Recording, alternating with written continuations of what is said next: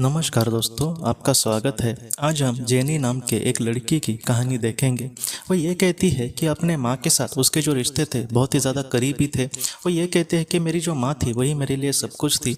और इसकी जो माँ थी दोस्तों, उसका कुछ इस तरीके से स्वभाव था कि उसके कोई भी ऐसे करीबी नहीं थे। बस उसकी जो बेटी थी जेनी, उसके साथ ही उसके अच्छे रिश्ते थे। बाकी उसके साथ किसी की भी दोस्ती नहीं, अपने रिलेटिव से भी ज़्यादा वो घुलती मिलती नहीं थी। और इसकी जो माँ थी कहीं ना कहीं अकेले कुछ रहना लोग पसंद करते हैं वैसे टाइप की थी।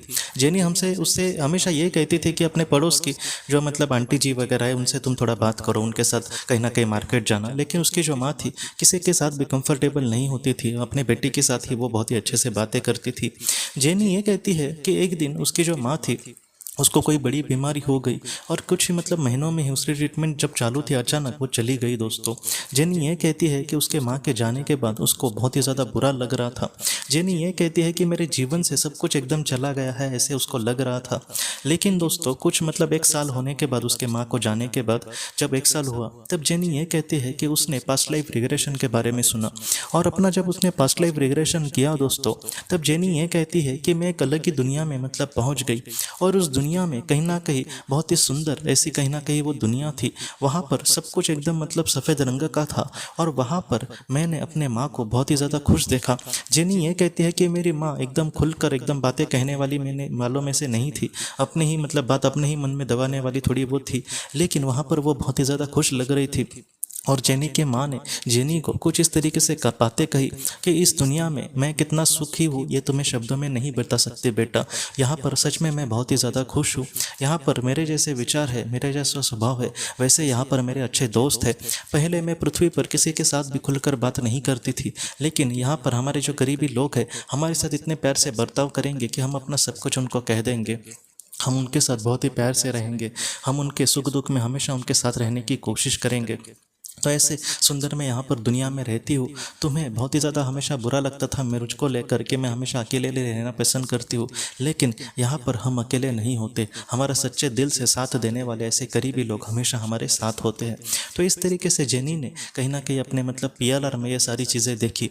पीएलआर में बहुत बार दोस्तों हमें लगता है कि पीएलआर में हम अब किसी मतलब पहले के जीवन को ही देखेंगे। लेकिन अगर हमारे आत्मा के लिए, हमारे मतलब जीवन के लिए ऐसी कुछ महत्वपूर्ण बातें हो कि जो देखना बहुत ही ज़्यादा महत्वपूर्ण है, तो ज़रूरी ऐसी जो बातें हैं वो भी पीएलआर में बहुत बार ऐसे सामने दिखाई दी है दोस्तों। जेम्स वैन प्राग जी या फिर हम माइकल न्यूटन जी की बात करें तो उनके साथ भी ऐसे हुआ था दोस्तों। तो इस तरीके से आज की जो कहानी है सबसे बड़ी सीख हमें यही देती है कि पृथ्वी पर हमारा चाहे कैसा भी स्वभाव हो, वैसे लोगों को लेकर हमें कुछ भी चिंता नहीं करनी। आत्मलोक में हमारा जैसा स्वभाव होता है, ज़्यादातर ऐसे ही लोग हमारे साथ होते हैं। हमारे जैसा स्वभाव मतलब किसी को मिलना जुलना समझो पसंद नहीं है, तो वैसे ही मिलने जुलने ना वाले लोग वहाँ पर होंगे, ऐसी बात नहीं है।